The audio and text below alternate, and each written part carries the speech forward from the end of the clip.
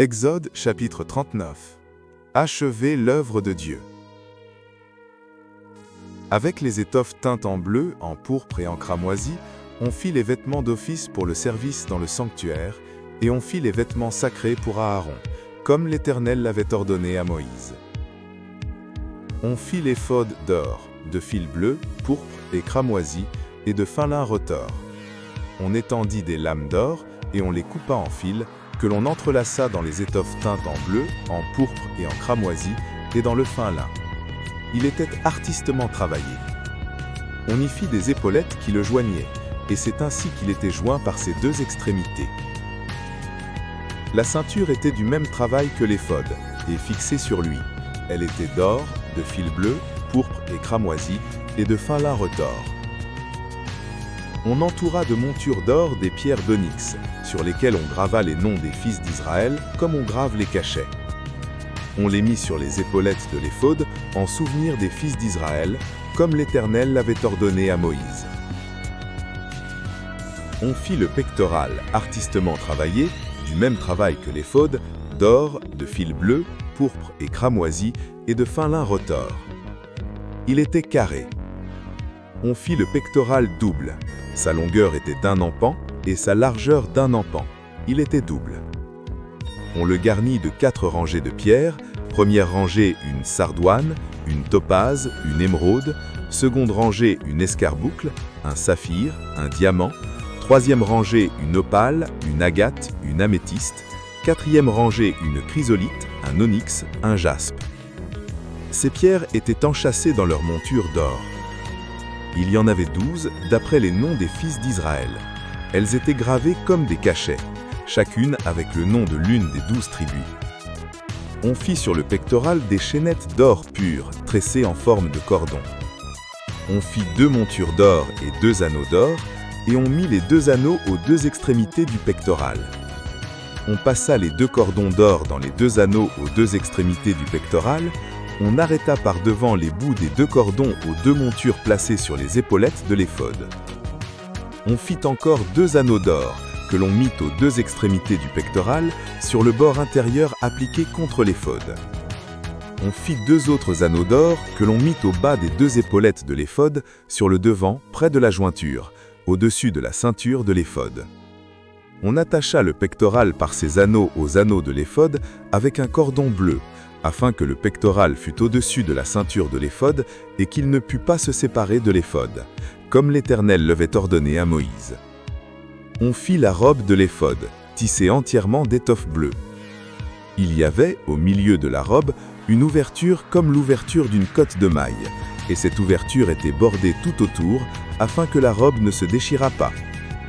On mit sur la bordure de la robe des grenades de couleur bleue, pourpre et cramoisi en fil retors. On fit des clochettes d'or pur, et on mit les clochettes entre les grenades sur tout le tour de la bordure de la robe. Entre les grenades, une clochette et une grenade, une clochette et une grenade, sur tout le tour de la bordure de la robe, pour le service, comme l'Éternel l'avait ordonné à Moïse. On fit les tuniques de fin lin, tissées, pour Aaron et pour ses fils.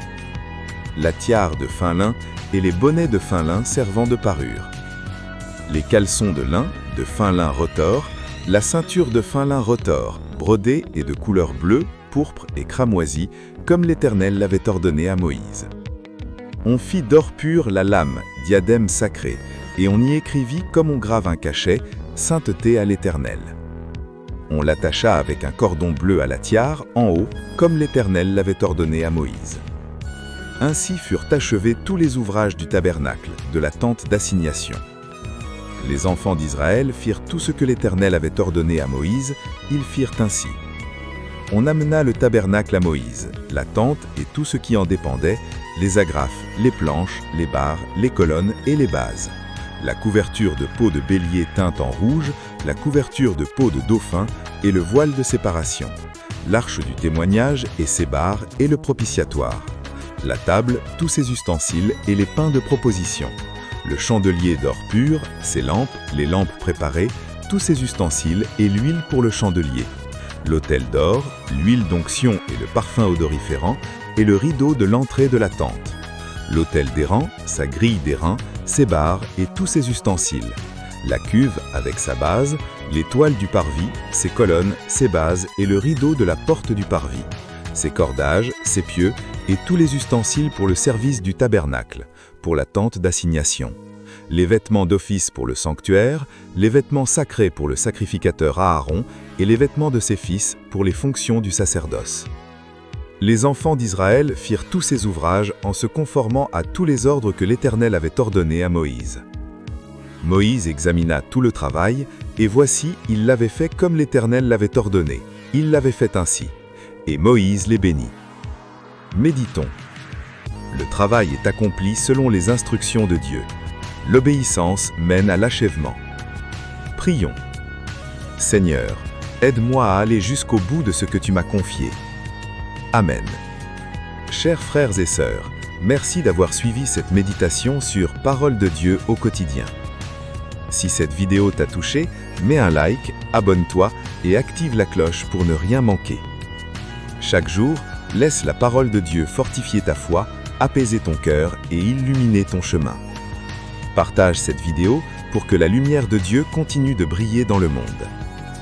Et souviens-toi, Dieu t'aime et marche avec toi chaque jour.